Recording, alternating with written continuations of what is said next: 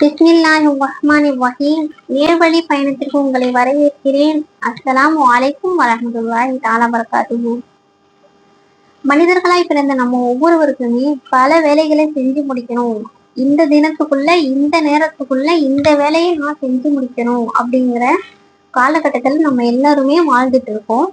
சில வேலைகள் நமக்கு லேசான முறையில தெரியும்.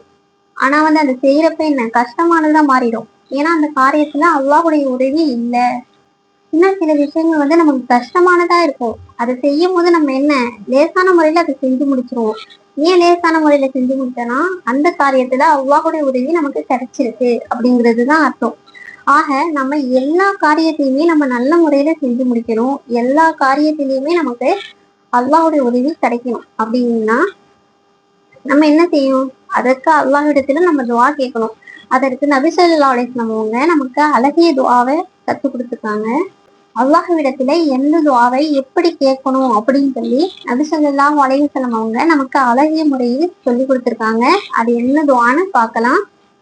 அல்லாஹும்ம லா சஹ்ல இல்லா மா ஜஅல்தஹு சஹ்லன்.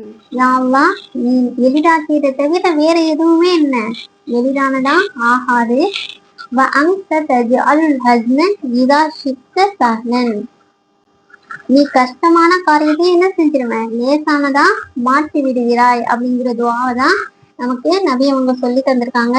இந்த ஹதீஸ் இப்னு ஹிப்பான் அப்படிங்கிற நூல்ல பதிவாயிருக்கு. சரிங்களா? திரும்பவும் இந்த துவாவை நம்ம பார்க்கலாமா? அல்லாஹும்ம லா சஹ்ல இல்லா மா ஜஅல்தஹு சஹ்லன் வ அன்த தஜ்அலுல் ஹஸ்ன இதா ஷி'த சஹ்லன். இந்த துவாவுடைய பொருள் என்ன? யா அல்லாஹ், நீ எளிதாக்கியது தவிர வேற எதுவுமே என்ன எளிதானதா ஆகாது. கஷ்டமான காரியத்தை என்ன செஞ்சிருவேன், நீ நாடிட்டனா எளிதானதா ஆக்கி விடுவாய் அப்படிங்கிற துவாவை தான் நம்ம நபி அவங்க நமக்கு சொல்லி தந்திருக்காங்க. இந்த ஹதீஸ் இப்னு ஹிப்பான்ங்கிற நூல்ல பதிவாயிருக்கு. ஆக நம்ம என்ன செய்யணும்? ஒவ்வொரு காரியங்கள் செய்யறதுக்கு முன்னாடியும் இந்த துவாவை ஓதி அல்லாஹ்விடத்துல உதவி கேட்டுக்கணும். எல்லா காரியத்தையுமே அல்லாஹ்வுடைய உதவி நமக்கு கிடைச்சதுன்னா நம்முடைய காரியங்கள் எல்லாமே என்ன செய்யும், நல்ல காரியங்கள் எல்லாமே லேசான முறையில நிறைவேறணும். சரிங்களா?